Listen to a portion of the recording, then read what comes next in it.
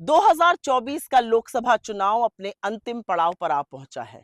आज प्रचार थम गया है अंतिम चरण के लिए भी। 1 जून को अंतिम 7वें चरण का मतदान होगा। 4 जून को इंडिया गठबंधन की सरकार बनेगी। वो सरकार बनेगी जो आपके हक की बात करेगी, आपके सम्मान की, हमारी गारंटी की बात करेगी। लेकिन मुझे कुछ बातें कहने में कोई संशय नहीं है। और इस पूरे चुनाव में 2 तरह के प्रचार, 2 तरह के वक्तव्य, 2 तरह का नैरेटिव देखा गया।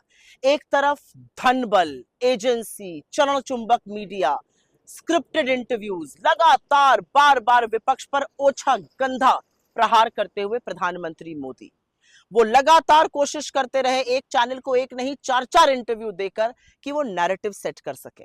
लेकिन वो नैरेटिव नहीं सेट कर पाए। इसलिए नहीं सेट कर पाए क्योंकि वो उल जलूल बातें कर रहे थे। वो लोगों के मुद्दे की बात नहीं कर रहे थे। वो 10 साल की अपनी रिपोर्ट कार्ड की बात नहीं कर रहे थे।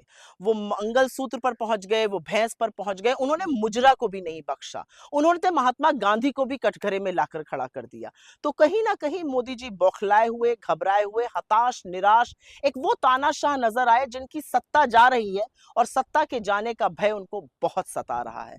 तो इस तरफ नरेंद्र मोदी थे जिन्होंने मर्यादा की, अपने पद की प्रतिष्ठा की, राजनीति में शुचिता की, हर सीमा को लांघा। उन्होंने क्या क्या बातें विपक्ष के लिए कही वो शायद मैं कैमरे पर बोल भी नहीं सकती हूं, लेकिन उन्होंने वो बातें चुनावी मंच से कही।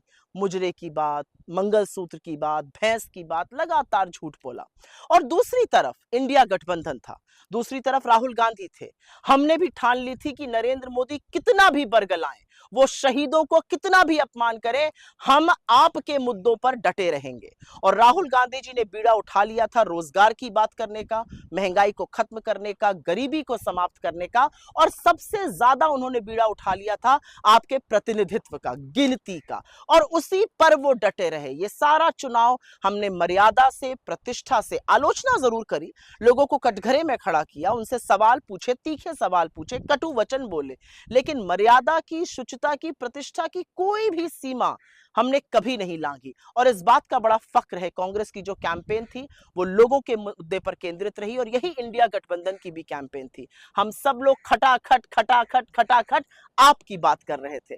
मुझे पूरा विश्वास है कि 4 जून को इंडिया गठबंधन की सरकार बनेगी। वो सरकार बनेगी जो एक आदमी के मन की बात से नहीं चलेगी, जो तमाम लोगों के जो आशाएं हैं, अपेक्षाएं हैं, महत्वाकांक्षाएं हैं, उनको प्रतिबिंब करेगी। मुझे पूरा विश्वास है कि 30 लाख सरकारी नौकरी, एमएसपी की कानूनी गारंटी, महिलाओं को मिलने वाला 8500 रुपए महीना, ये सारी चीजें जो एक मुर्दा पड़ी अर्थव्यवस्था को फिर से पुनर्जागृत कर देंगी, उस पर यह चुनाव हुआ है। लोग बहुत समझदार हैं, हिंदुस्तान की जनता बहुत समझदार है, और मुझे पूरा विश्वास है कि 4 जून को इंडिया गठबंधन की सरकार बनेगी और हम वो सारी गारंटी पूरी कर सकेंगे जिसका हमने आपसे वादा किया। लेकिन अभी के लिए जरूर कहना चाहती हूं, बड़ा फक्र है, बड़ा संतोष है, जो कैंपेन कांग्रेस पार्टी ने और इंडिया गठबंधन ने चलाई वो आपकी कैंपेन थी, आपकी आवाज थी, आपके मुद्दे थे।